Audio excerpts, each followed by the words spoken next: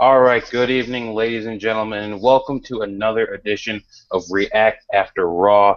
Another great Raw tonight, and we're gonna get right into it. And let me introduce the panel for you here tonight. Uh, Only one member of the panel, Matt. How are you doing? Oh, I'm doing great. Guys, if you tuned in last night, me and Aussie made his return on my new show, Before the Bell. Just want to throw in a little shameless plug there. Before the Bell is going to air every single Friday at noon, give or take. If you haven't checked that out yet, we put our reactions, or our predictions rather, up last night. So go on YouTube after this show and check it out. But to answer your question, Alec, I am doing fan-freaking-tastic, and so is my buddy there, Jake the Snake. Uh, Matt and Jake the Snake, obviously on the show tonight. Randy is not here tonight. Aussie is not here tonight. They will be making their returns to React very soon. Um, and definitely Before the Bell was a good show. If you guys did not watch it, you missed a great show. So you should definitely go check that out, even though it is a prediction show. Check it out anyway. And speaking of Night of Champions, I just want to get into Night of Champions just real quick before we jump onto the Raw review here. Mainly the main event. I know, we were talking last night and earlier today, and I'm curious to know, what you thought about that main event and your reaction to what WWE did. Well, here's the thing about that. Last night, as you probably already kind of know, I was not happy with it. I know a lot of rope breakers were not happy with it. A lot of the Right. IWC was jumping right on. I think, we asked the question, what did you think of the main event? A lot of people were not having it. I saw one post of a couple of nopes. That was my reaction too. Nope, Hmm. nope, nope, nope, nope.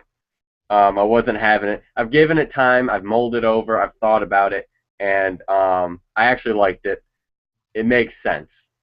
I know people aren't too happy. They don't want to see Cena versus Brock #3, but in the current state of the business, that's really the only option. It's not even the best option. It's the only option right now. There's no other choices for Brock Lesnar. Yes, you could say, Daniel Bryan doesn't need surgery, so maybe he could come back.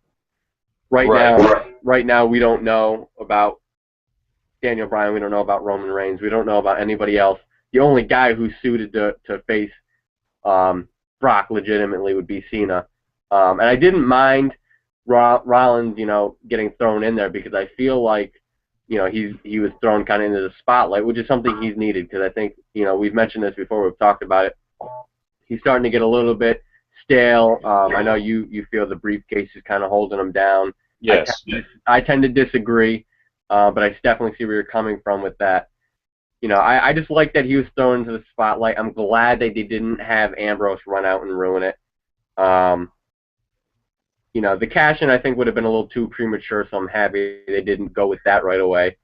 And it kind of is. It's just a way for them to extend this storyline because I don't think they have any clue where to go from here. Once Cena Brock is done, I think they're going to be a little bit pressed for where to go next. I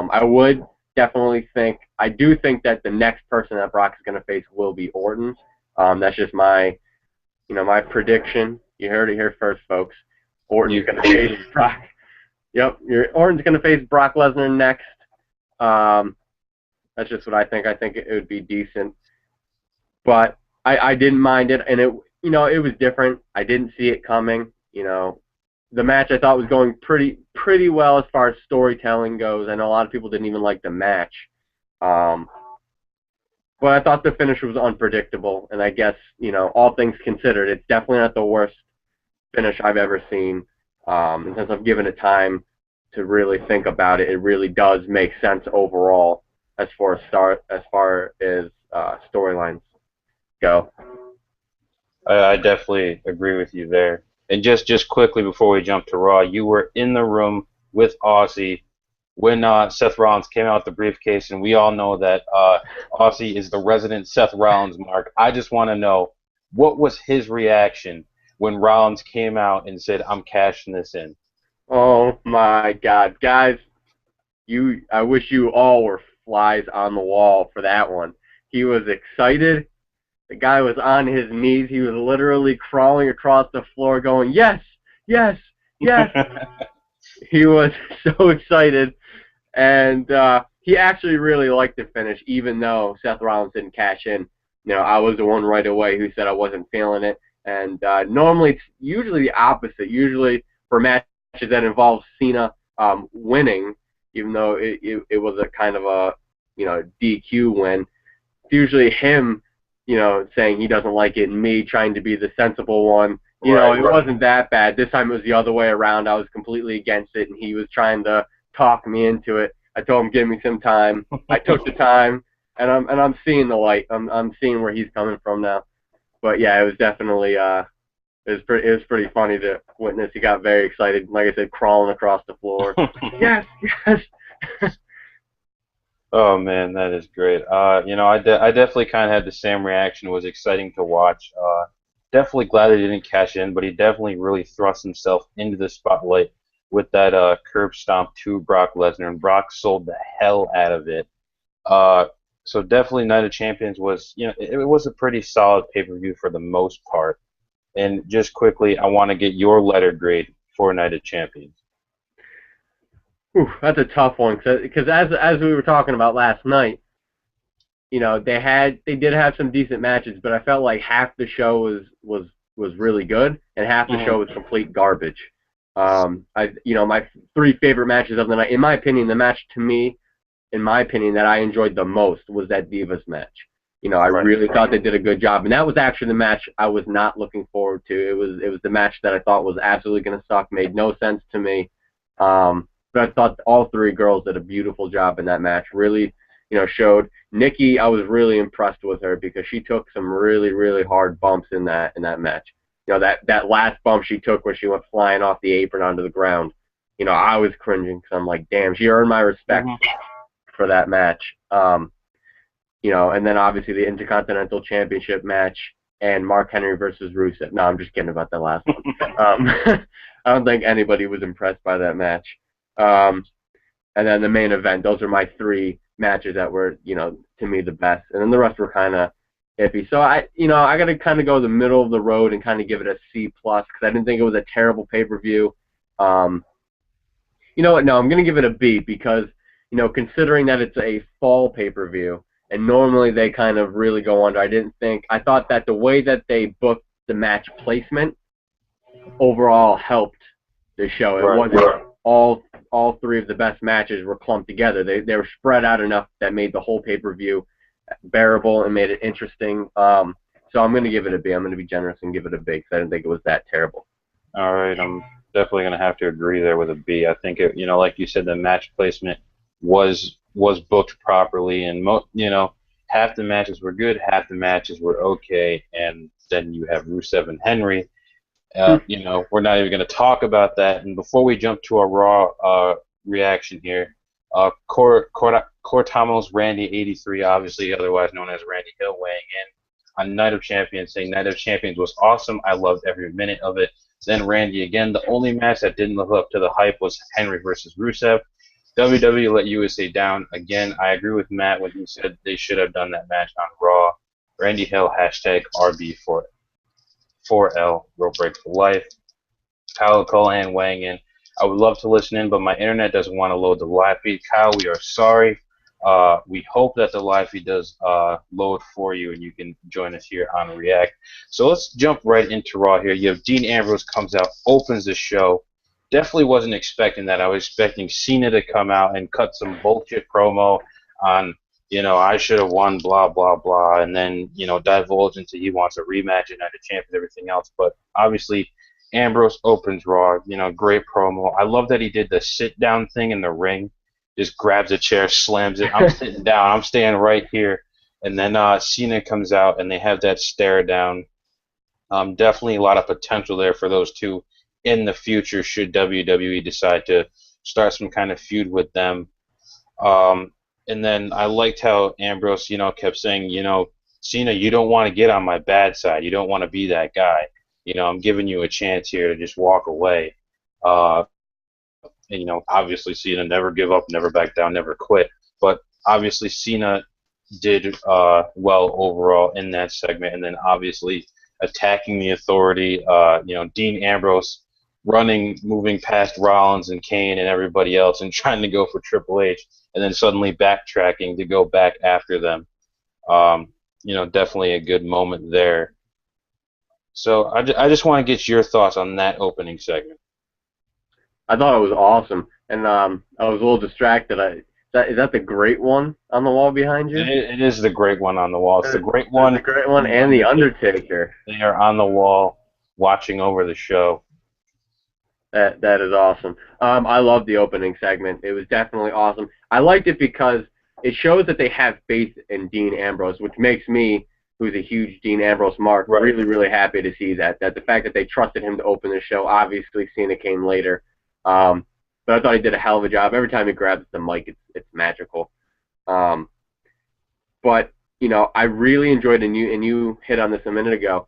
I really liked that. I was really nervous when Cena came out because I really was afraid that they were going to do what they always do and shove Dean Ambrose in John Cena's back pocket, make a tag team match between the two.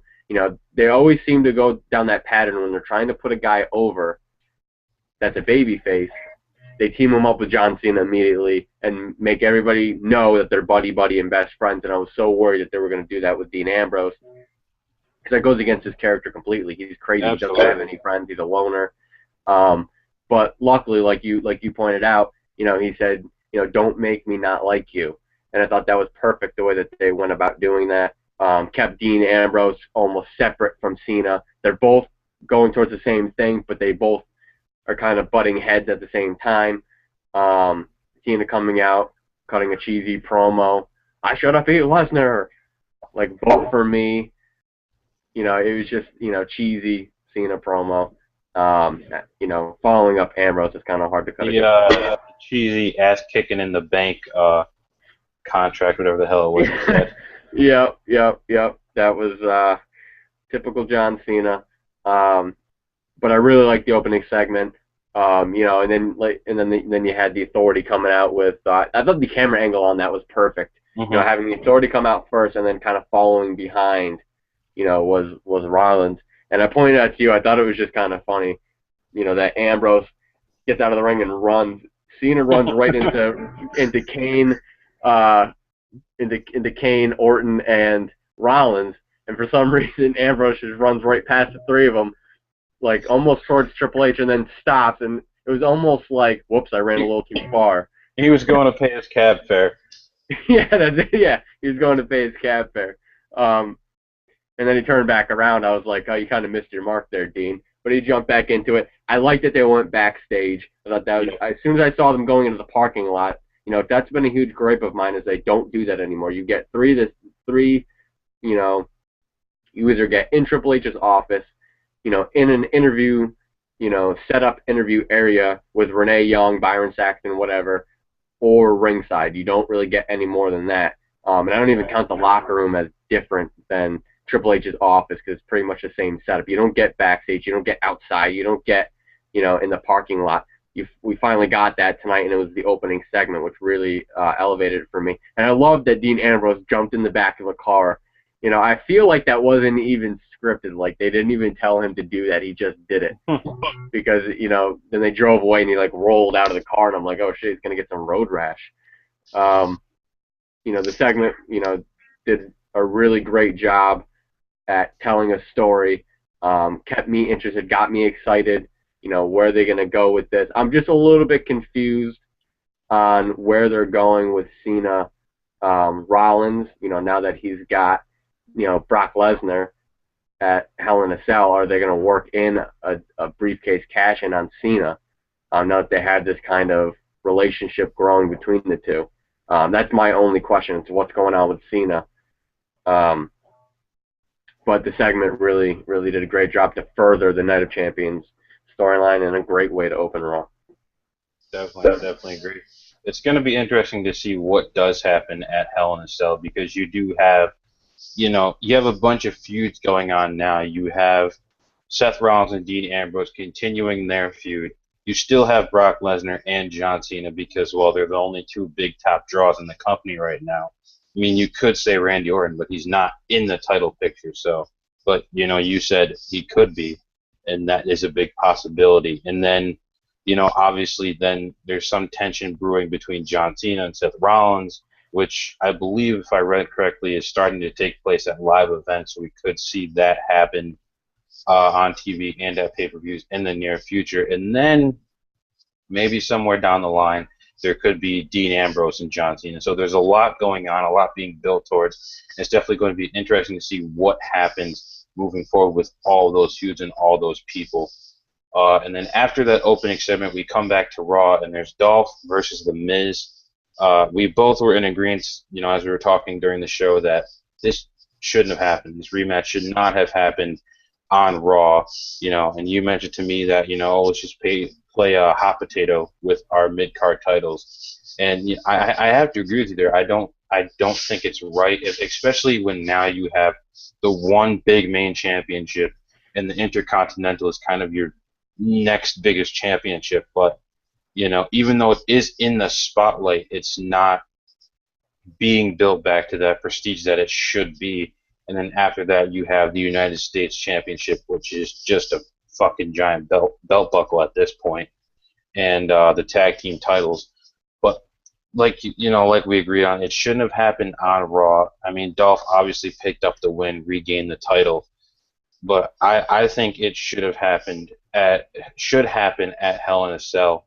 I mean, even though it's in some capacity it will happen whether Dolph is champion or The Miz is champion, but I think a match of that capacity and what they did, it was a pay-per-view quality match, and they did it on Raw.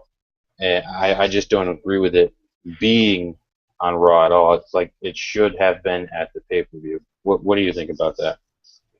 Like everything you said, I completely agree with.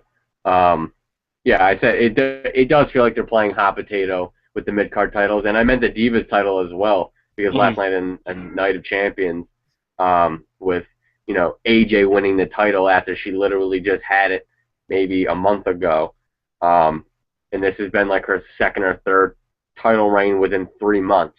It's it's AJ's third title reign now. Yeah, I mean, they just keep flipping back and forth between her and Paige, and I'm afraid they're going to start doing the same thing with Ziggler and Miz. I just felt like this victory was unnecessary. I know people are going to like this match, and there's going to be a lot of people who really are going to disagree with us because the fact that Ziggler won, and everybody wants Ziggler to be champion no matter how it works out. We got to look at the bigger picture. It's not that Ziggler won. I'm glad he's the champion. I like him as champion. I think he deserves it. But you give the Miz the title on Night of Champions, and then you make him lose it. I know you're trying to build him as a heel, but you're not, making good case for either guys right now. Both guys are able to lose the title just like that. And then you kind of have Ziggler win in a heel fashion. There's not many, you haven't built him as that type of character yet, so it was kind of confusing that he's going to go over in such a heelish way, grabbing the tights like that. I didn't hate it, but I just didn't feel like it fit Ziggler. Unless they start building him in that, it reminded me of like Eddie Guerrero in a sense, where he would do that, where he would grab pins like that, and he would lie and cheat and steal. But that was his gimmick. Ziggler doesn't have that gimmick, so it didn't make sense for them to give him a heel pin over the Miz, and then have him retain the title that quickly after Night of Champions. I think they needed to let that build on the Miz. I liked where they're going with the Miz, and I would not have minded seeing him hold that title for a little while longer. Build him up a little bit, make it meaningful, because it meant nothing. It made Night of Champions mean nothing for that title. And same thing with tonight. If you're just gonna pass it every single, one right after the other, why even bother having that title in the first place? It's just not worth anything. And both, like I was saying, both these matches were just meaningless now that they're, playing hot potato. But the match itself was great, and that's what bothers me. The match, I thought this match this time around, I thought was even better than Night of Champions. I thought they both did a really great job, and they're both building chemistry with each other, and they're having interesting matches. I'm not a huge Miz fan, but I even got to admit he's been doing some pretty good work lately. But I mean, I just feel like it was kind of meant. It kind of meant nothing after you give Ziggler the title. I think they need to start building their heels stronger. All of their heels are the same type of heel. They're all whiners. They're all, you know, scared of everything. You know, they run away. Don't touch the moneymaker. You know, and they cheat to win. You know, they're no strong heels. I think they need to do that. Maybe The Miz isn't the best heel to do that with, but having him lose at every single turn whenever he's not cheating, there's too many of those. I don't know. I just felt like the finish. You know, I wouldn't have minded this finish as much if it were next week's Raw. I think it just happened way too soon, or even 2 weeks from now. I think they could have let it simmer a little bit that The Miz is the champion, and then have Ziggler go over and beat him on Raw in some form, maybe next week. I just felt it was way too soon for them to pass the title again to Ziggler. That's pretty much it. Yeah, I have to agree with you there. It could have been done a lot better. It could have been booked a lot smarter. But, you know, WWE's going to do what they want to do. Definitely a good point you made with how heels are booked now. You know, I even think Stone Cold's pointed out before on his podcast that the heels need to be built better on the show and overall. And, you know, Vince McMahon stands, no more heels, there's no more faces, everybody's the same. So, I mean, it just, you know, they're going to keep doing the rematch clause. I mean, eventually the rematch clause bullshit has to run out. I mean, you can't keep doing this rematch bullshit. So, you know, we'll see what happens with that. After that match, we had Bo Dallas versus Jack Swagger. Didn't really care for the match. Personally, I didn't watch it. I kind of was on Facebook interacting with the Road Breakers. And Resident Believe It here match is that, unfortunately. But then after the match was over, I loved Zeb Coulter. Hey, Bo, I believe. It was a good moment in that match, but, you know, I didn't care for it because I don't like Bo Dallas. So, Matt, I will throw it to you. Oh, man. Well, as I always say, I believe that Bo Dallas is awesome. I still love Bo Dallas, even though they haven't been doing a whole lot with him lately. They kind of dropped, you know, the ball a little bit with him. But they what I like about it is they're kind of focusing more on his wrestling ability, a little less on his gimmick. Because whether you like the guy or not, you can't dismiss the fact that this guy does have a lot of in-ring talent. You know, and I really enjoyed the match. You know, Jack and Bo have been having a lot of great matches lately. Very interesting. I'm actually really interested in this rivalry. I don't like Jack Swagger. I don't think he's that great. I think he's one of those guys that has had potential for how long has he been in the business? 6 years, 7 years, maybe longer, maybe less. For the length of his career, he's always had potential, but he's never grown past that potential. You know, I don't think he's a terrible wrestler. He's definitely not a terrible wrestler, but he's not a great professional wrestler. He hasn't really transitioned into that pro wrestling role. You know, he just doesn't have a good character around him. You know, he can't be real, and that's his downfall. He can't connect with the crowd. You know, nobody knows who he is. But these matches that they've been having have been really solid. And I agree with you. I really like the Zeb Coulter. I believe you just tapped to the ankle lock, or just got tapped out. That was definitely an awesome addition. I mean, the match was a filler. As much as I love Bo Dallas, it was a filler match. So there's not much to really talk about. I mean, he's not going to be getting a title shot anytime soon. I just like the guy. I think his gimmick is funny. But I understand why people hate him. I really get it.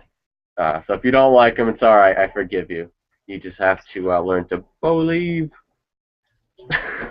Nobody's going to learn to believe. Following up that match, we had Summer Rae versus Natalya, a Total Divas match. And another match I did not watch. You got anything to add to that? I do. I got to make a comment. I think Austin's jumping in my body right now. Rosa Mendez is terrible in the ring, and she's boring as hell. But I did not hate that outfit she was wearing. No. The trunks that she was wearing were quite lovely. The trunks more than anything else. They're nice low. Okay, that's enough. This is a family show. Damn it. Well, I mean, describe a family show.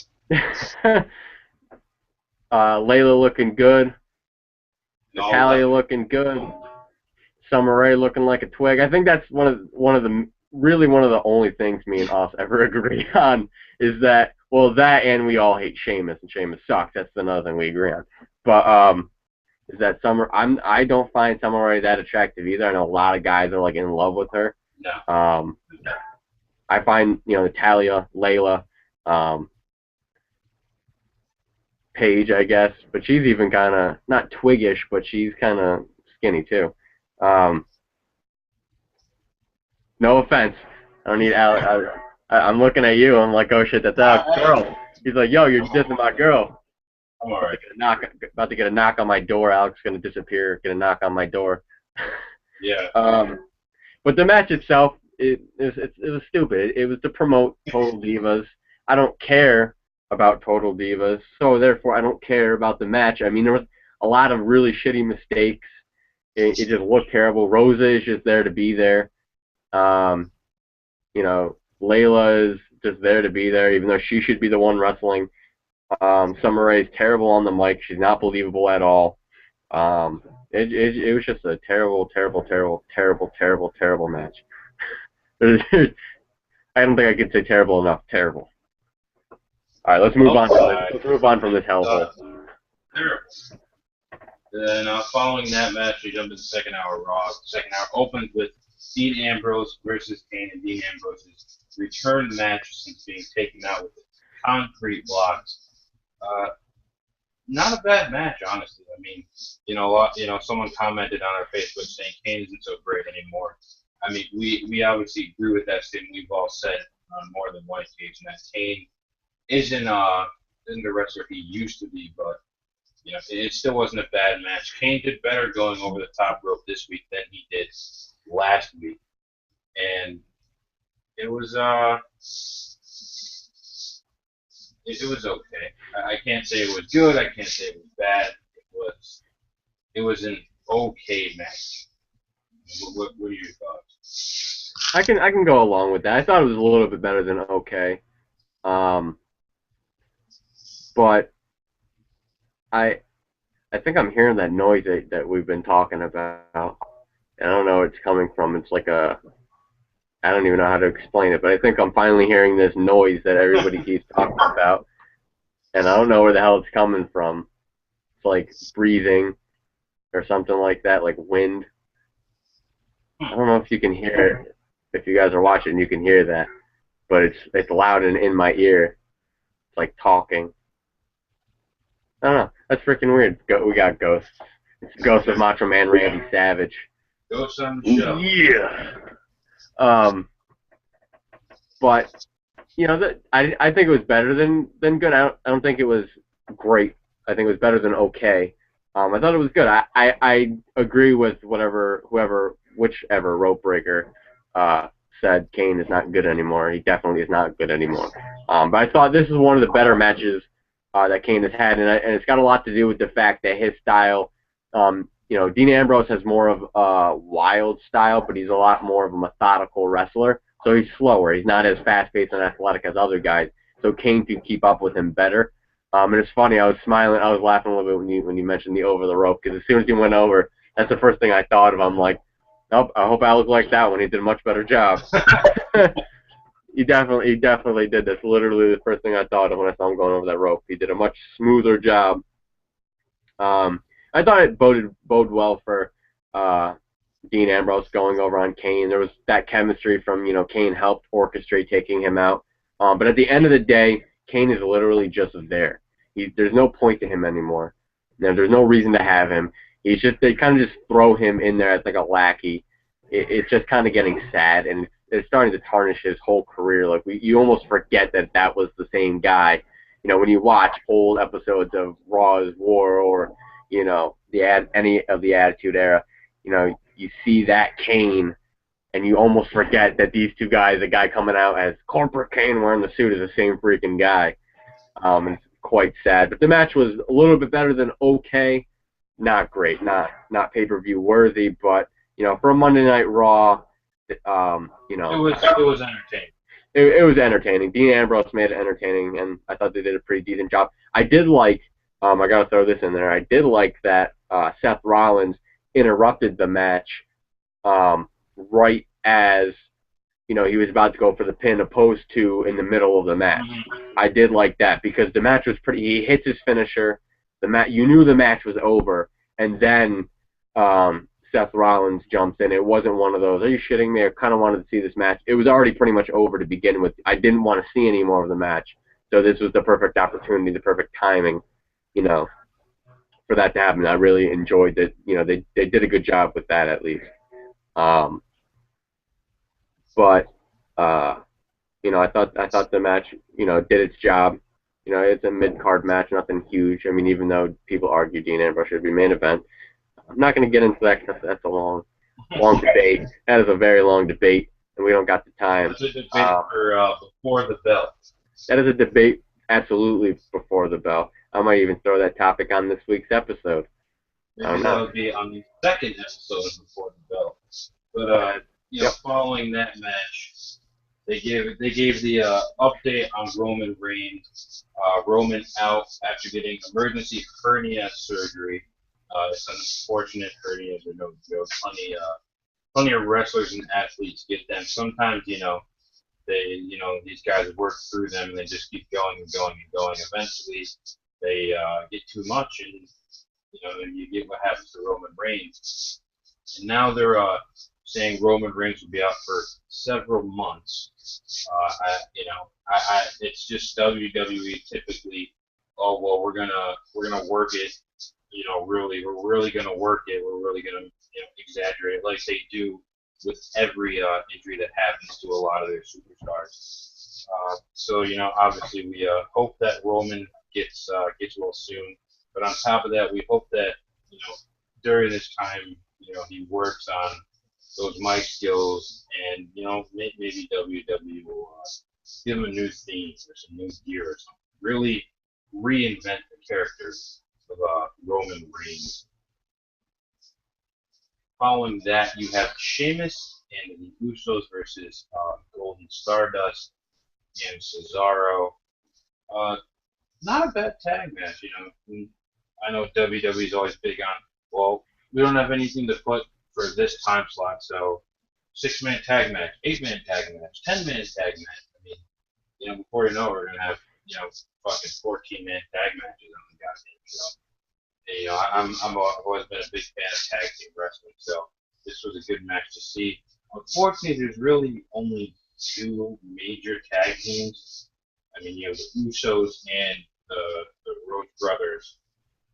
And, I mean, if you want to call Heath Slater and Titus O'Neil a tag team, I guess you can, but I don't consider them, a tag team. They haven't really done anything relevant.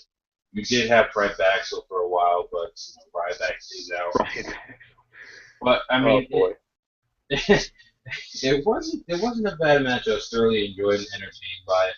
Lots of good stuff between the Usos and Golden Stardust, really selling the story from Night of Champions and really the rivalry, which I think is big. Even though they're doing the rematch on SmackDown again, I don't know why this stuff happens.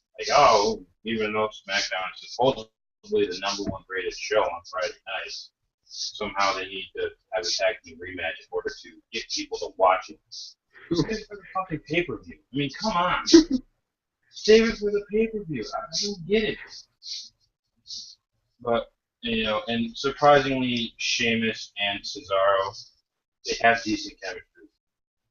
Rope Break is not a big fan of Sheamus, but at least when he's in the ring with Cesaro, it's somewhat enjoyable to watch. So, I thought it was an okay match. I'm interested to hear what you think about it. Well, I'm struggling with the concept of Sheamus doing anything okay.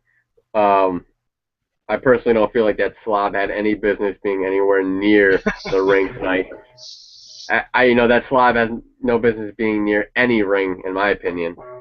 I've never liked the guy. I just feel like, and this is just me assuming, I'm just being an asshole here. There's really no basis for this, no facts. He could probably be the nicest guy in the world, but I feel like as far as his wrestling goes, he's almost a little bit arrogant. I just get that feeling like he always wants to be the guy to call the matches. Like he wants to get in the ring and he wants to be, he wants to call the movesets. He wants to be in the ring. He wants to lead in all of his matches.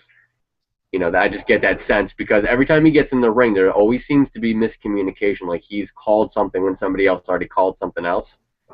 I don't know if you just followed what I was saying there. Yeah, I get what you're saying. Well, I mean, there's been those backstage reports of him getting his ass kicked by Yoshitatsu. The original Sin Cara. So, it wouldn't surprise me if, Sheamus is an asshole. That's what he's afraid of. That's what he's really fears. He's really afraid that they're going to bring Yoshitatsu back to challenge him for the U.S. title. That's what they're afraid of.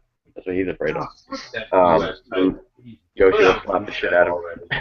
Yeah, I completely agree. I didn't think the match was terrible. I mean, it kept my interest. I like Goldust a lot.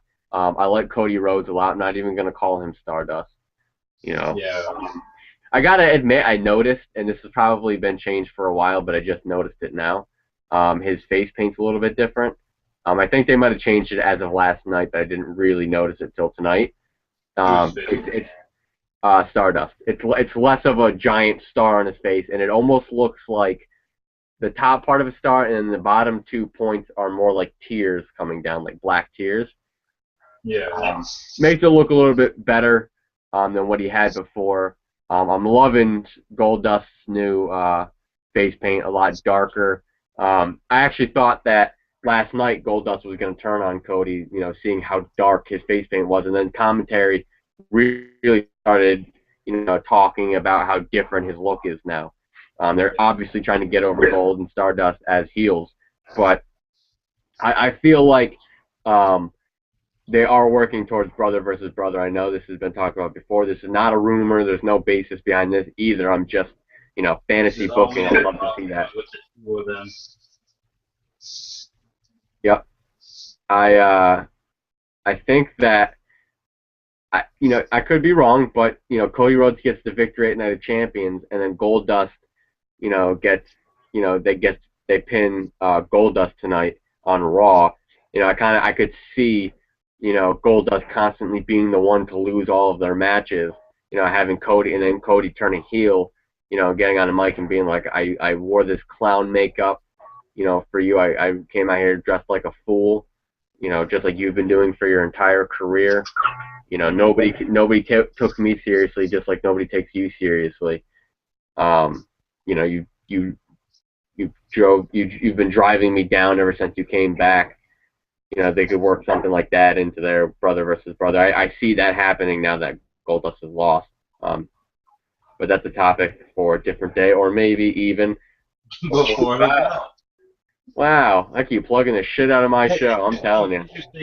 Interesting thing to point out, though. Stardust did a radio interview in the voice of Cody Rhodes, not the creepy, horrible Paul Bearer imitation voice that he does on Raw, but he did a radio interview the day before Night of Champions, and he told the person who's interviewing him, he said that Cody Rhodes is apparently in South Africa. He is overweight with a big bushy beard, and he wears a fedora. So that's where Cody Rhodes is apparently. Huh, interesting. For all you Stardust lovers, Stardust also revealed that sometime in November, there will be Stardust gloves finally released, along with Stardust masks. So you can go to www.shop.com in November and get those with some stupid special passcode and save 20%. We move on from that. I just want to say really quickly, how much bullshit that is. Because now I know for a fact that they're not giving up on Stardust right now, and we're going to be dealing with him for a long time. because they're going to try to make as much money as possible because Vince can't fucking get his head out of his own ass. Ugh, drives me nuts. Damn it, Vince. That needs to be a segment. That needs to be a segment on Rope Break. Just damn it, Vince. Damn it, Vince. Yeah. Damn it, Vince. Damn it, Vince. Damn it all. Damn it, Mark Henry, because that leads into the next part, Rob. I'm sorry, Val. Hope you can forgive me. Go. Get the fuck out. Just go. I can't deal with this feud anymore. I can't deal with USA versus Russia, Mark Henry versus Rusev. I can't. I'm sick of it. I'm done. The match, awful at Night of Champions. The match tonight, I'm done. The only interesting thing left about this feud is Lana, and more specifically her ass. That's it. Other than that, I don't care. I'm done with it. I'm sitting there the whole time thinking to myself, where's Kurt Angle? Come on, bring Angle out. Bring Angle out. Because, his contract expired with TNA on Sunday. I was hoping for it, waiting for it. The payoff never happened. I don't even think he's coming, but, a guy can dream. But I didn't care for the short, cheap promo that Henry cut in the match that followed. I'm just done with it. I want it to be over with. I want them to move on and either do Sheamus versus Rusev for the U.S. title, really make it interesting, or feed him to Cena to become a stupid Russian comedy after he gets buried. Those are my thoughts. What are yours? My thoughts are a little bit different. I feel you on this is definitely getting boring. That was my first thought when Rusev started coming out. The heat, I was mentioning this to Aussie last night, the heat that Rusev had, in the beginning of his run, it's just not there anymore. It's not as strong as it was, and they've really dropped the ball with it because they keep trying to roll with that same thing. It just keeps, it's like, it's at that point now, and Aussie said this last night,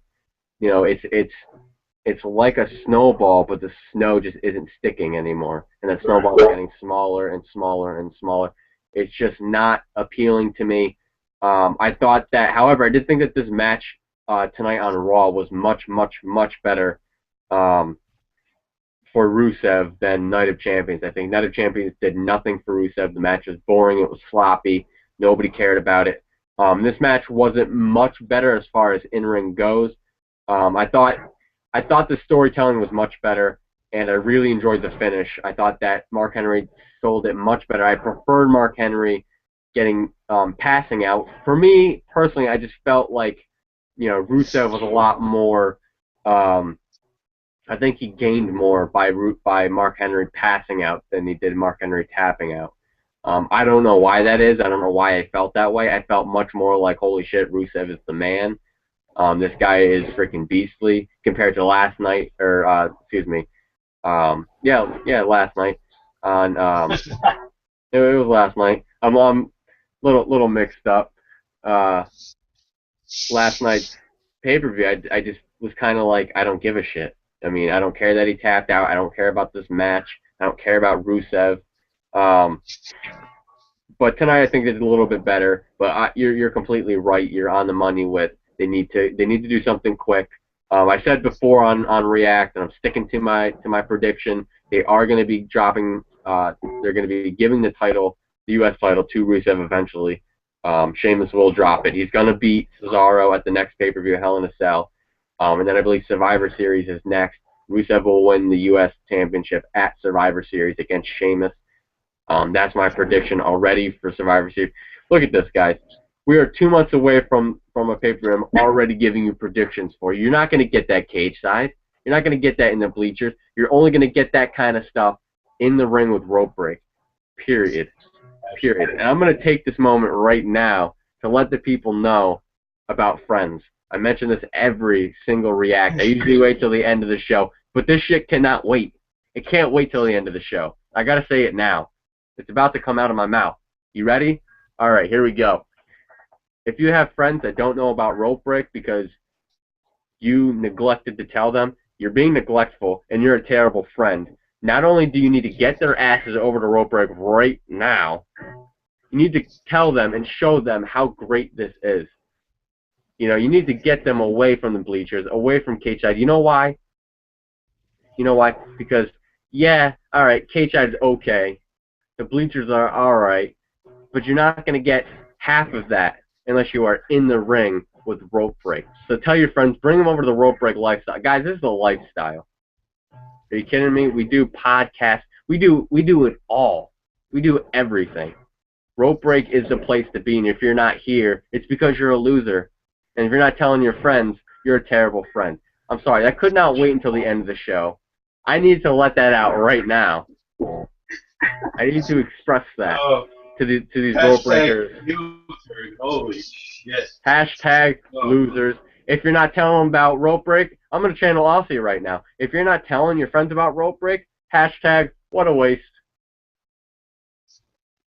Wow.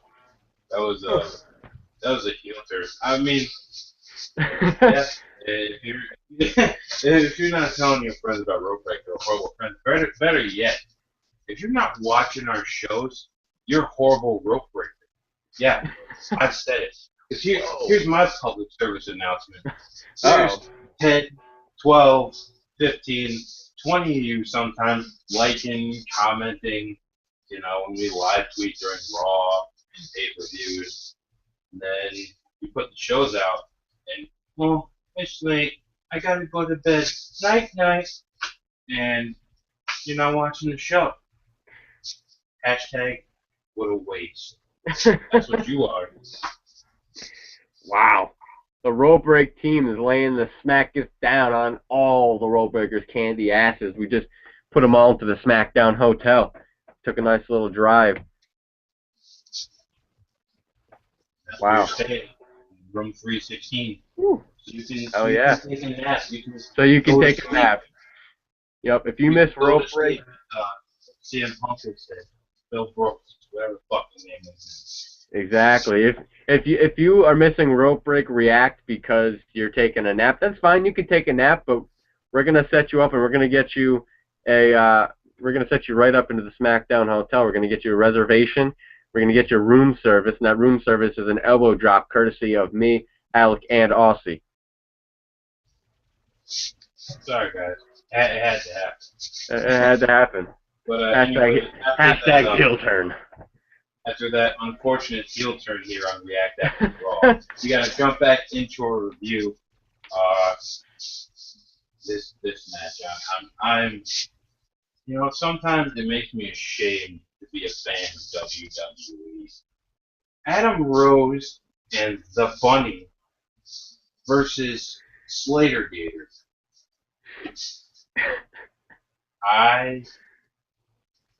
It's not 1993 anymore, guys. It's 2014. We're not fucking stupid. We're not. I mean, I don't want to watch a bunny wrestle. I mean, if I want to watch a bunny wrestle, I'll watch, you know, Kitty Foo Foo Powerpuff Wrestling on some weird Japanese channel. I don't even know if that exists. But, they all dress up as Hello Kitty. Yeah. Fucking Japanese. You guys are odd. Hello Kitty and bunnies and My Little Ponies and all that weird cult shit that grown adult men like to follow. My Little Pony versus Hello Kitty versus Pikachu in a triple threat in New Japan Pro Wrestling. Bronies just freak me out because I think eventually they're going to become pedophiles and touch young children because they like My Little Pony and they're like 35 years old. Like there's something wrong. There's something wrong here. Yeah, I said it. This took a very uncomfortable turn. This took a very uncomfortable turn. Let's get back on track here and talk about. Yeah, let's get back on track with the shitty bunny and Adam Rose. I don't want to see the bunny anymore. The bunny is supposedly Sami Zayn.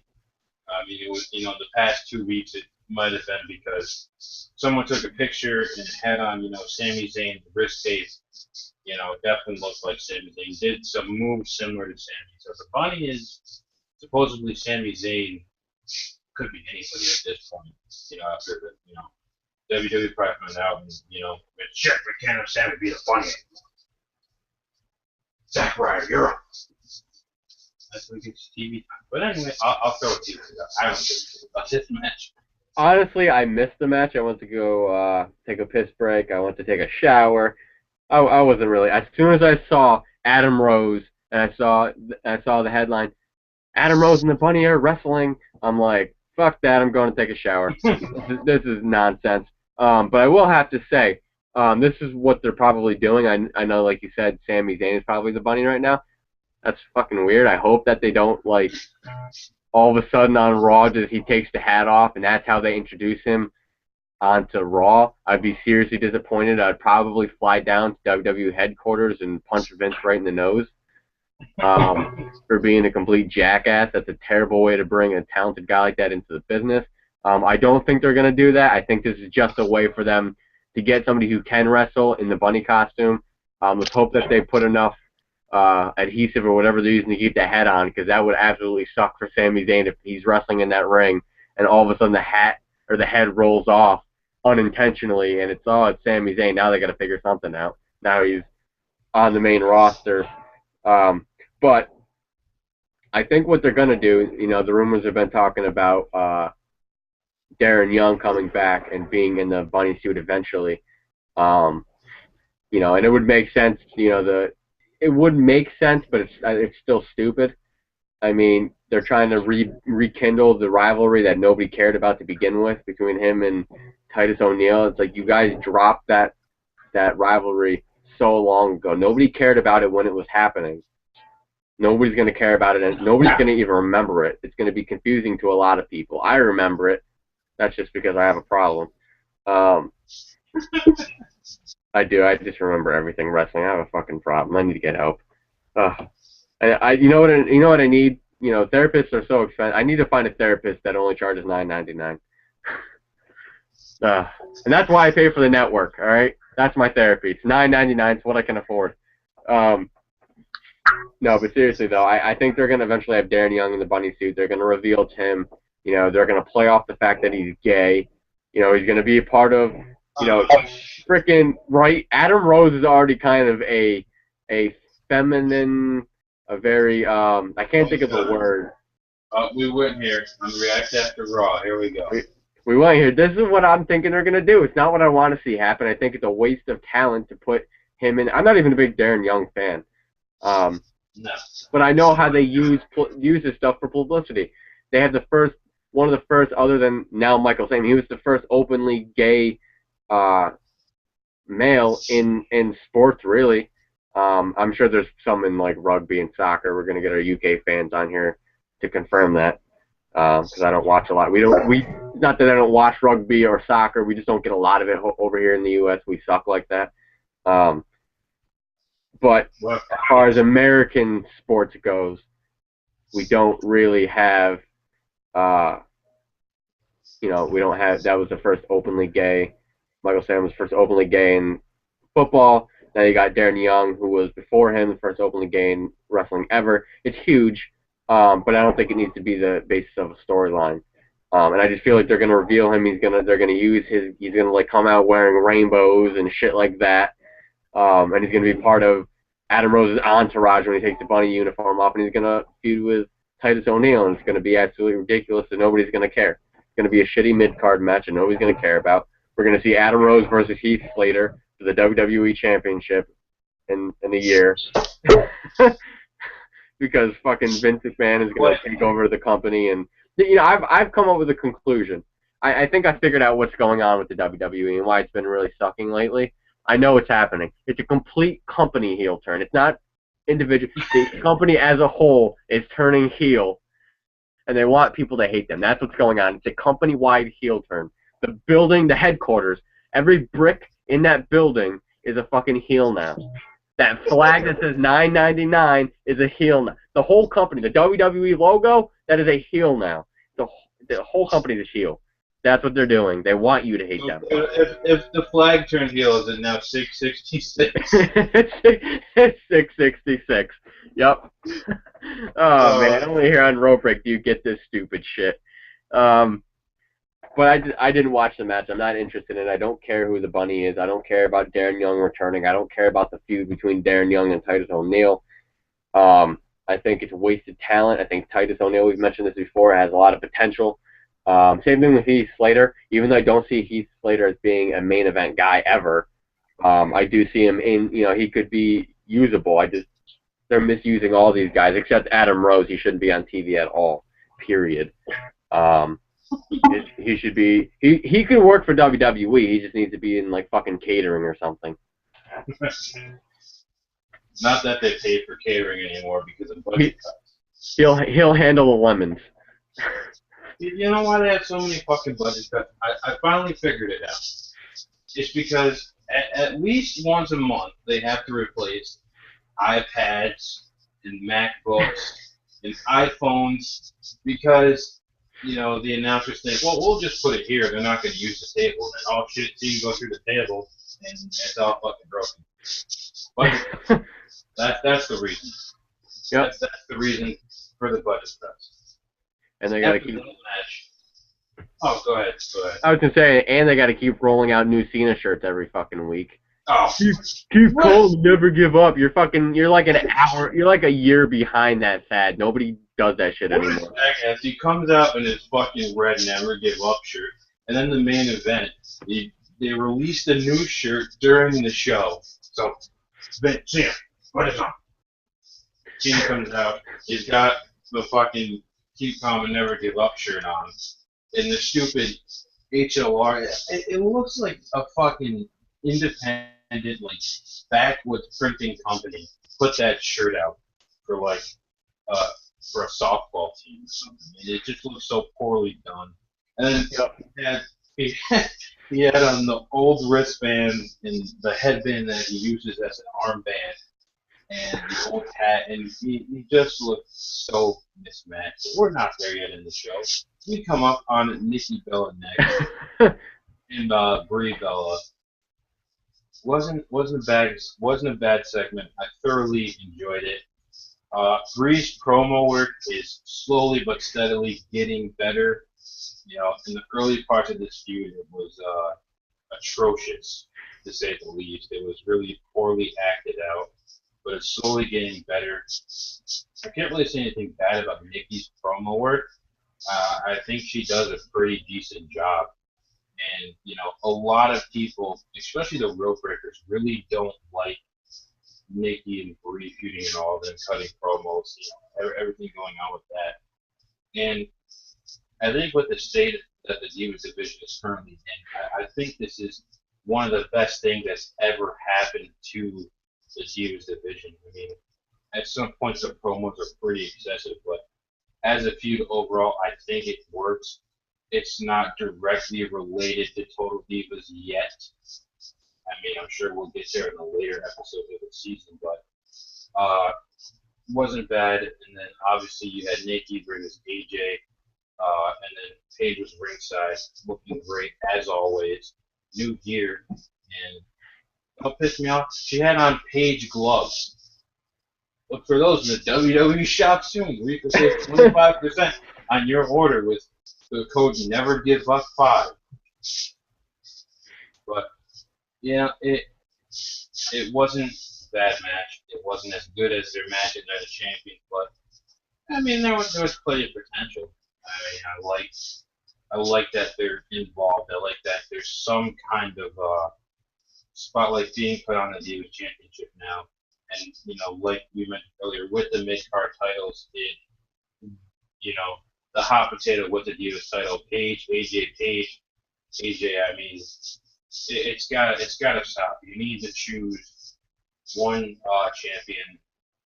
Either it's got to be Paige or AJ at this point. There's really nobody else who's, I guess, relevant enough to have that title yet, unless you want to put it on Nikki Bella. But they really need to break both those feuds apart. Brie and Nikki need to go their own way. Paige and AJ need to go their own way. And really then you'll have two solid Divas feuds, and I think that'll work out better overall in the long run for the Divas division. That's enough of me, man. Let's get to you. Wow, I'm usually the resident rambler over here. No, I completely agree. I'm very passionate about the Divas division. Damn it. That's fine. Now you see where I come from. Now you're taking a step in my shoes. You know where I'm coming from. Now I'm passionate about pro wrestling. That's why I talk so much. And I know we lose viewers every time my face pops up because they're like, shit, I'm gonna go take a nap because this guy's gonna take forever. Can Four Eyes quit flapping his gums already? I'm getting sick of this crap. But seriously though. Let me tell you something. Wait a minute. Which Four Eyes was I talking about that we're both wearing glasses? Ooh. Hashtag heel turn. No, I'm just kidding. I feel like I'm happy, that they're putting the spotlight. This is what I talked about last night on Before the Bell, with Aussie. We were talking about how, I was not happy with the match that happened last night. I was not excited for it, even though I think it was the best match of the night.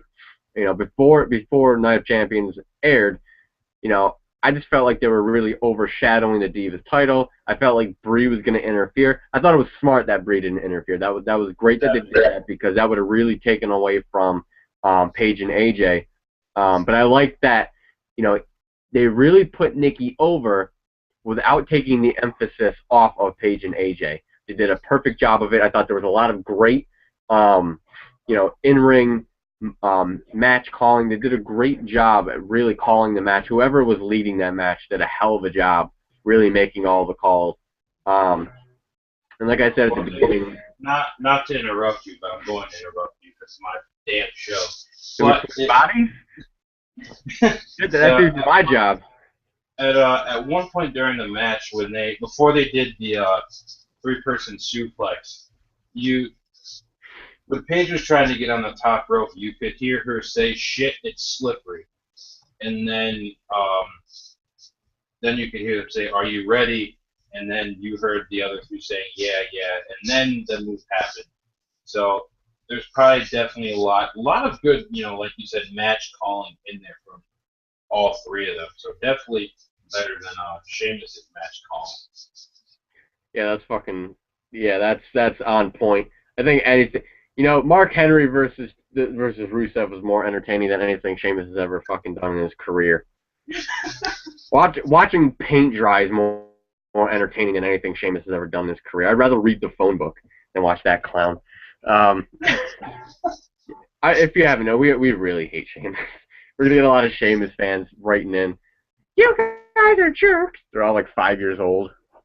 Yeah. You guys stink. But I really enjoyed it. I respect the hell out of Nikki Bella right now. Like the stuff that she did in that ring.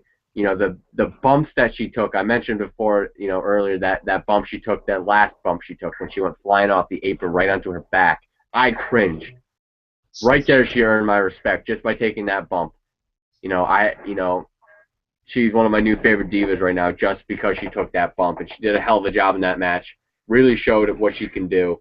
And we already knew what Paige and AJ could do, but I thought they did a great job at putting Nikki over as she can hang with the big girls, and then having Paige and AJ continue their rivalry a little bit. And tonight was no different. They really put the emphasis on the Divas title by giving them their own. I thought it was well done. Like you said, it wasn't as good as the night before, but at least they're continuing putting the emphasis on the Divas Championship, which is where it belongs, period. You need to build your division around the Divas title, and I'm glad that they seem to be doing that. I'm interested to see where this goes. Same with the Nikki Brie storyline. It seems to be picking up a little bit. Slow burn. We'll see where they go with this. I'll be patient with the Brie Nikki storyline. I'll be patient. But that's pretty much my shtick for the Divas division. Let's go on and move on. As we move on, we are at the main event of the evening. No, this is not UFC. But yeah, we're at the main event. John Cena. Already? Yeah. It's not even 1:30. It was John Cena versus Randy Orton, number 1,572,000. I mean, what is there to say about this? It's John Cena and Randy Orton. What? You already know what to expect when the match happens. It's the same fucking match every time. It was different, 5, 6 years ago when it was really a heated rivalry. It was really exciting to watch. And now it's just like, oh yeah, it's John Cena versus Randy Orton. I don't, you could be a blind man and know what's happening. You could call the match with no vision, really. That's how often this match has happened. But I think that's actually how the commentary team calls every match. They probably close their eyes. That's what it sounds like. You know what pisses me off so much is that Michael Cole makes a drop toe hold sound so exciting, and it's not. He's just tripping. He's just tripping the guy. He makes the drop toe hold sound so amazing, like the guy's dying. But then the fucking finisher, he makes it sound like it doesn't even matter. It's so. He's like, a drop toe hold, and then he hits the RKO, and he's like, oh man, that devastating RKO. No, he says vintage Orton before that. Oh, that's how he sells it. He does the same thing with Sheamus' running senton. Oh God! Right. I just had to point that out because he does it every single week. Yep. And speaking of commentary, I was really pissed off last night when they kept fucking plugging Georgia Florida Line over the match that was going on. I don't even know what happened in that match because all I could hear them saying was how great Florida Georgia Line. Did you know Florida Georgia Line's going to be at Tribute to the Troops? Oh, I didn't know that, and I didn't give a shit. And then they got involved in the match, and it was just they took so long to push Damian Sandow. They were sitting there waiting. I'm just yeah. They're waiting and waiting, and Meanwhile, the match is going on over here, but we got the camera focused right here on these two shitheads. Just push this fucking guy and get me back to the match. Jesus Christ. And Austin's girlfriend actually made the comment that the one dude with long hair reminds her of Heath Slater. She's like, he reminds me of that guy I don't like, or Heath Slater. She's stop. like, yeah. Yep. Stop giving Vince ideas. Yeah, right? You know what's going to fucking happen at Tribute to the Troops? They're going to team up. It's going to be a tag team. 3-man band with Florida Georgia Line. Oh my God! Don't even start. You know what pissed me off? Really pissed me off. And I made a comment about this on Twitter. If you're not following us on Twitter, go do that right now at Rope Break Wrestling. You can follow us on. I'm doing plugs right now. Facebook.com/Rope Break Wrestling. RopeBreakWrestling.com. We are everywhere. All right, that's enough shameless plugging. What really pissed me off was the fact that they never once plugged the change of the title change. They never once, they might have said The Miz wins, but they never sold it. They never sold the fact that The Miz just won the title and he's the new Intercontinental Champion. All they could talk about was how Florida Georgia Line is sitting with us ringside and they're going to be at Tribute to the Troops. They just pushed Damian Sandow. I don't give a shit about Florida Georgia Line. Their CDs suck. They're terrible. They can't sing, and I hate listening to their stupid theme song or the stupid music. It's ridiculous. Oh my God. This is how we roll. I don't give a shit how you roll. Shut up and go away. Go roll into a fucking river. Yes, exactly. Florida Georgia Line, you drive me nuts. Let's jump back into the main event of Raw. Further heel turn by Matt. I'm going full out. But there's that fucking noise. I know. I keep hearing it all podcast. I don't know, I don't know what's going on. We'll get back into the main event, and John Cena versus Randy Orton, but then as the win is about to happen, typical, Kane and Seth Rollins jump in and save the day and save the victory and beat the shit out of Cena. Cena selling the hell out of Kane's choke slam. I'll give him props for that. Yeah, he jumped real high. Really, that's the thing I like. When people sell the choke slam, like properly sell it, when they really get the height on there, like you see some guys like wrestle Big Show and he does the choke slam and it's like, yeah, and then they fall to the ground. Like Big Show's 7 feet fucking tall. Jump. Kane's almost 7 feet tall. Jump in the air. Undertaker. I mean, every time he gives somebody a choke slam, it's fucking devastating. They just die. It's just like I'm gonna lift you all the way up, and you're gonna die. That's true, except for Brock Lesnar. Except for Brock Lesnar. But Brock Lesnar is one hell of a fella. But, then after that, they had, let's take him out. Let's take him out. And they lift up the thing, and ta-da, Dean Ambrose somehow escapes out of the locked rope. Yeah, that was confusing.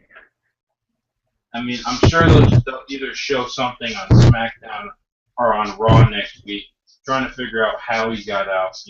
My guess they're gonna ignore it. Yeah, fucking WWE and their continuity issues, always, for the longest time after they introduced the WWE World Heavyweight Championship as the undisputed title, for the longest time they didn't mention that Chris Jericho was the first undisputed champion in WWE. So, continuity issues. I'm hoping they show something that explains how he got out, whether he ripped the door open and beat the shit out of security, or there was a random window in the room somehow, and he jumped out of that, or there was magically another door. I don't know. But, they come in, Dean Ambrose beats the shit out of everybody, gets in the ring, kind of has a stare down with John Cena, staring down Seth Rollins. Both those guys staring down Seth Rollins at the same time. And then maybe towards the end, the camera angle was weird. I don't know if he was, staring down Rollins at that point near the corner where John Cena was, or if he was staring down Cena. I'm not sure because, it was a bad camera angle, probably Ric Flair. But overall, it was the John Cena Randy Orton match. The ending, I like the ending. It sells Dean Ambrose as a crazy lunatic character that somehow he got out of the locker room, with 5 or 6 security guards in front of it. And it'll be interesting to see, what happens going forward. And hopefully they do explain how he got out. If they don't, typical WWE. So I'll throw it to you and get your thoughts on the final match of the night. I'm completely with you on this is Randy Orton and Cena's millionth match in a row. This has been annoying that they keep doing this. I didn't mind this one. I thought the match itself was great. I really did like the match. I was enjoying it. I thought, they always do it. They always do a pretty good job. I mean, they've been doing this for a while. They know each other. They have that chemistry. So I didn't think the match itself was bad. And it's kind of understandable. They would throw them in the match. I mean, it kind of makes sense as far as the storyline's going. There's really nobody else to help put Cena over, even though it didn't happen. But this is what I'm talking about. When I mentioned earlier, I really liked, the timing in Seth Rollins jumping in the ring during Ambrose's match to cause the disqualification. I thought it was perfect timing. This match was terrible timing. We were only in the middle of the match. I felt like there was a lot more they could have done. They were pressed on time. So, like, halfway through the match, really randomly, all 3 of them just jump in the ring and get the disqualification. And it was predictable. You knew that was going to happen. We're going to be ringside. They're just going to be there to watch. Nothing's going to happen. This is WWE. That shit happens all the time. It was so predictable. I knew it was going to happen. I love Dean Ambrose crouching in underneath that thing. I didn't even expect it. I didn't even realize that they had something out there for cinder blocks. And then when he picked them up, and it's just Dean Ambrose just chilling, and like, hey, guys, what's going on? I didn't see it coming. I really liked that. I thought it was interesting. I thought it was innovative. And and then him attacking everybody, you know, just being crazy and jumping off the announce table, probably knocking over Jerry King Lawler's Mountain Dew that they mentioned 35,000 times last night on Night of Champions. Did you drink your Mountain Dew? Did you drink your Mountain Dew? Did you? Shut up. I don't even think Jerry Lawler should be... Your Mountain Dew. Yeah, can Jerry Lawler even be drinking Mountain Dew right now? He's probably going to have another heart attack if he keeps drinking that shit. It's not good for you. Come on, Jerry. Eating Sonic and then drinking Mountain Dew. Come on. I didn't mind the match. I thought it was kind of weird. Thought it was a little bit bad timing, you know, that they all three of them just jumped in the ring like that. As far as, you know, Dean Ambrose getting out, that was confusing. How the hell does he get out? And knowing WWE, they're not even going to bring it up. They're just going to ignore it and hope nobody noticed because they think we're stupid. They're going to be like, they didn't. Vince is going to be like, God damn it, they didn't even notice. I just turned into Hulk Hogan, but I was doing a Vince McMahon impression. That was kind of a Hogan. I pulled an Aussie. That was a Hogan Vince Macho Man impression. That was a very terrible Vince McMahon. I can do better, but right now I'm not going to. But I'm sure Vince is just gonna, you know, veto the whole thing. Don't even worry about it. They don't even notice it. What I would like to see happen, I think would be really interesting, would be if it wasn't how did he get out. You know what they should do? It'll be like freaking like when Kane and Big Show were tag team champions, and Kane got locked into the supply closet and they pushed the forklift in front of it, and Big Show's like pushing the forklift out of the way, and Kane like walks out from around the corner and he's like, after he finally gets to push it, like, where'd you come in? He's like, there was a door over there. Like that would be funny. But what I think they need to do, I think would be interesting, would be not how did he get out, but who let him out. I think that would be cool. Have a little bit of dissension because the Authority's getting stale. Have a dissension in between the Authority, and I think this would be a great way for them to really work in, because Triple H has been talking about taking NXT and making it his own brand. If he headlined that brand and they had some sort of, this is completely fantasy booking, there's no rumors to this, guys, so don't even quote me on this. Other than there are rumors that he wants to make NXT what WCW used to be, and I hope he means WCW in the heyday and not like WCW Thunder when fucking Bischoff and Vince Russo were running things and you had David Arquette as WCW heavyweight fucking champion. What's that? Viagra on a pole match. Oh my God, yeah. Everything on a pole match. Everything on a pole match. That was every single match. I would like to have it. I think that they could really segue beautifully into that if they do. Who let him out? It ends up being either Triple H or Stephanie McMahon, mainly Triple H, because if Triple H lets him out, that makes Triple H the baby face. You know? So Triple H is the one who ends up letting Dean Ambrose out because he really is getting tired of Seth Rollins, constantly causing problems. You know, that causes a rift between him and Stephanie eventually. He goes to his own brand, NXT, makes it huge, and then they feud. Her brand, my brand, Monday Night Raw is better than yours. They had some kind of husband and wife spat. Triple H babyface, really putting over NXT. Stephanie doing what Stephanie does. The reason she would have to be on Raw would be because she's a heel. And if people, if she was on NXT trying to promote that, well, I'm just not going to watch the show if she's going to be an asshole. So nobody has to watch that show. Nobody cares much. To point out quickly about Stephanie, she says one of the smartest things ever in WWE history. She says, has anyone who's ever thrown out not gotten back in? Like, that is true. It was one of the greatest lines ever. Like, let's just shit on our own product. Exactly. At this point, but I mean, I liked it. I thought it was a good little thing to throw in there. Exactly. It made the move to throw him in the closet make more sense. Like, why you throw him in the closet? Why don't you just throw him out? Because hasn't everybody we thrown out just come right back in? True. I mean, obviously. So how he got out is confusing. I hope it is. I hope that they do something with it. I would love, like I said, I would love to see who let him out. It would be cool if they could transition into Triple H as the one. I think that'd be interesting. Triple H unlocked the door and let Dean Ambrose out. Dean Ambrose could keep plucking. He knows who opened the door, who unlocked the door for him. Triple H is a good guy the whole time. I just think it would work out for him to build his own NXT brand. You know, I think a brand war between NXT and WWE Raw would be huge. I think this could be an opportunity for them to do that. But knowing WWE, we'll never find out anything about the door. As far as we know, there was never any fucking door to begin with. It's all just a dream. None of this is real. None of it happened. It's like the Wizard of Oz. You know, none of this is real. Oh, yeah. The WWE. I just want to also mention one more thing. That's going to be my that's going to be my running bit here on React. Just one more thing. One more thing. Going really quickly back. Like I said, I like the main event. I thought it was a decent finish.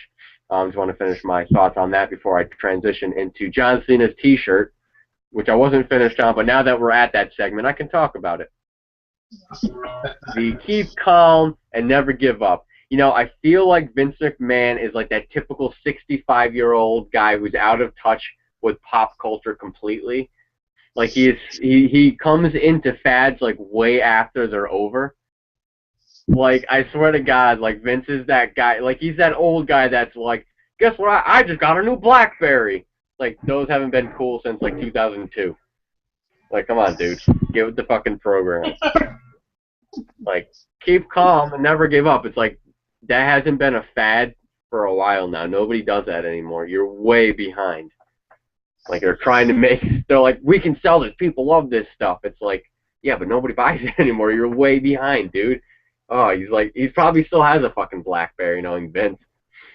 It's like, this thing is great. It's got a little ball in the middle. I can scroll. He's got the iPhone 1. he's got the classic iPod. Hey, I had one of those.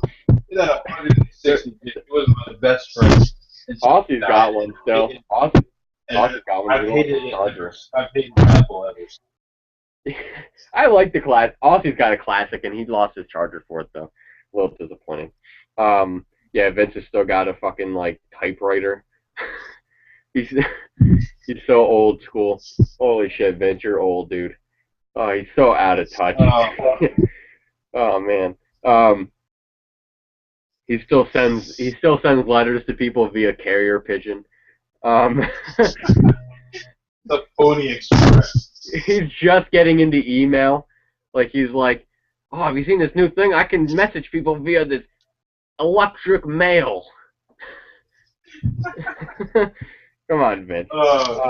Damn it, Vince. That's right. That's gonna be a new segment. But as far as this main event goes, that's done with my my rant on his T-shirt that didn't match his armbands or anything else he was wearing. I think you're right, though. I think that's something that they're not being. It's like Mark Henry's scarf last night on Night of Champions. Like, I'm like, when he took that out of his pocket, I'm like, I hope that's Big Show's scarf that was just hanging out there that he took out with the thing. And then he hands it to him, and I'm like, son of a bitch. And I turned to Aussie, and I'm like, that's something that they're having trouble selling on WWE Shop that they're trying to get out there. So they're just trying to market it, trying to get sales on it. I feel like that's what they did with the shirt. I think you're right. They're just like, throw this thing on. We need to sell it. But the main event wasn't bad. I thought it was a nice way. What I liked about it is the continuity between the first match, the opening segment, and the main event. We don't get that all the time. We usually have an opening segment that's completely different from the main event, and that's so confusing. I like when they kind of come full circle. You know, they built the story. They built the main storyline, the main opening segment around the entire show. It all kind of revolved around that in a sense. And the main event made it come full circle. They kept mentioning Dean Ambrose locked in the room, and oh, there's Dean Ambrose hiding under that box. He's attacking everybody, you know. And now we have Cena and Ambrose. They're hanging out in the ring together. Still not friends, you know, but they have a common enemy. So I thought the ending segment did a great job. And now people are fucking sleeping. All the rope breakers are sleeping. They're like, here we go. Four Eyes did it again. That guy doesn't know when to shut up. Holy Oh. crap. This guy needs to stop talking. I'm sorry, guys. I apologize. I talk a lot. But that is, I swear, I'm done with this segment, and I'm going to pass it back to Alec, and I can hear the collective sighs of relief right now from all the rope breakers around the world. Interesting thing to point out about this Raw. No Bray Wyatt. No Bray Wyatt at the pay-per-view. No Wyatt family. I guess they're a tag team too. I don't know. I'm just disappointed in the tag team division anyway. No backstage interview, which was interesting. It was really centralized around the wrestling tonight. You know, which I kind of like. They did the backstage stuff more for the sake of the storyline, which they should start doing more. Save the backstage shit, for you know when it really needs it. If it's really essential to the storyline, then do it. I hate it when they do it every show for no goddamn reason, and somebody gets attacked for no goddamn reason. Yep. But definitely interesting. It's gonna be interesting to see when Bray Wyatt does come back. It could be tomorrow on main event. It could be Friday night on SmackDown. Last I knew, he was filming a commercial for 2K15, so WWE could have just given some extra time off to go, spend with his family. But it'd be great to see him back and see what they decide to do with Bray Wyatt next. Yeah, I'm with you on that. That was definitely weird that he wasn't involved in either one of the pay-per-views. There was kind of they built him up with Jericho, and then to not have him on a pay-per-view and a Monday Night Raw was just weird. He doesn't technically beat the Big Show because the Wyatt family came in, and not even having the Wyatt family, that was weird too. I know he's off doing things, but he kind of just left him out there. Yeah, I just thought that was kind of weird. My only issue that I have with this Raw as a whole is the fact that next week's is not going to be anywhere near this one. I'm calling it right now. It's going to have a completely different feel to it. And I feel like they have different writers for different, they have 5 different writers, or 4 different writers in each week. It's a different writer writing the entire show because every Raw feels different. There's no cohesiveness between every single week. And that is a huge problem because one week I can be like, this was pretty well written. It was cohesive. Then the next week it's completely different. The writing is different feeling to it. You can't get attached to a build when every week it's different. It's the same. Monday Night Raws are booked like Roman Reigns. He comes out with a different character, not to beat on the guy who hasn't been there. I hope that his surgery is successful. But, he's been built, and we don't know who he is. He comes out with some different gimmick not a different gimmick, but, his character is a little bit different every week. It's not the same character. It's written differently almost every week. And you don't have a chance to really connect with a guy you don't know. You can't connect with a Monday Night Raw you don't know. And that is the problem with these Monday Night Raws, is you just don't know them. They feel different every single week. By the way, I got to plug again. Roman Reigns, my feelings on Roman Reigns. If you want to know how I feel about that, if you want to know how I feel about John Cena, then you can check all of that stuff out. Seth Rollins, I'll talk about Ambrose.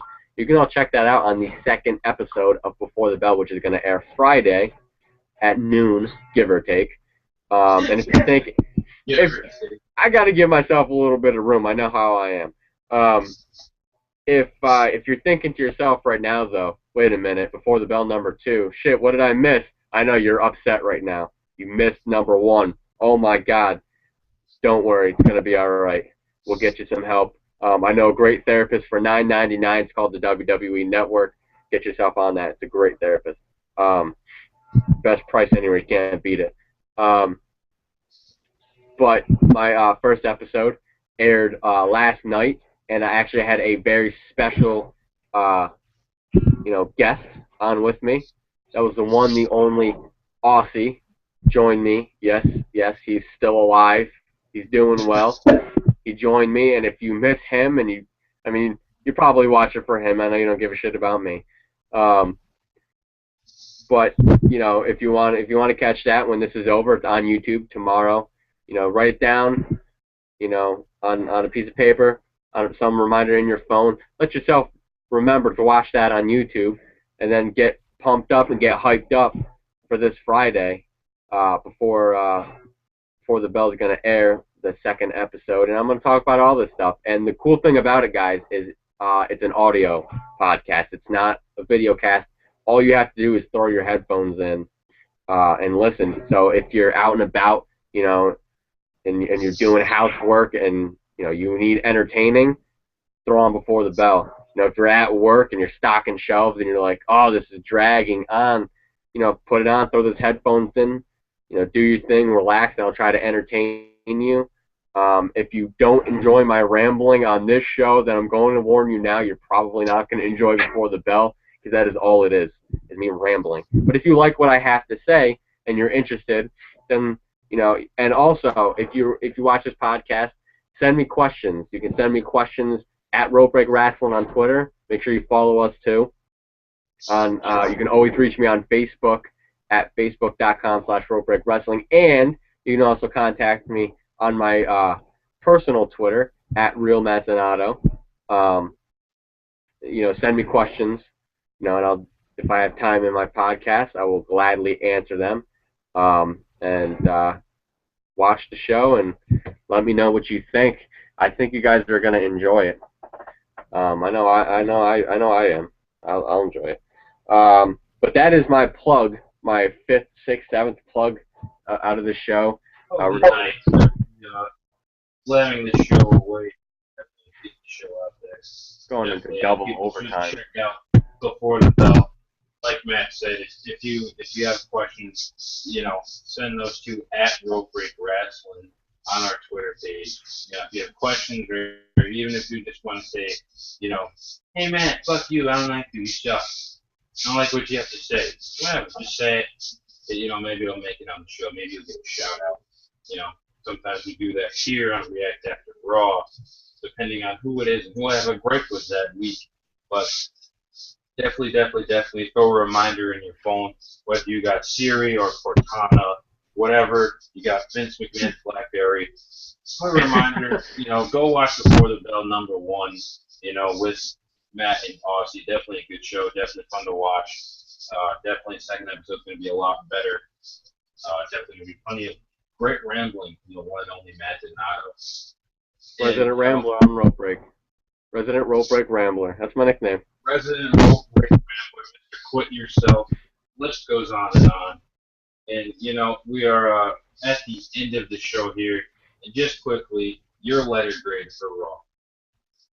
I'm gonna have to give it. I'm gonna give it a solid B, like I gave Night of Champions. I thought this. I think all the way through had some pretty solid matches. I don't think there were really any absolutely terrible matches.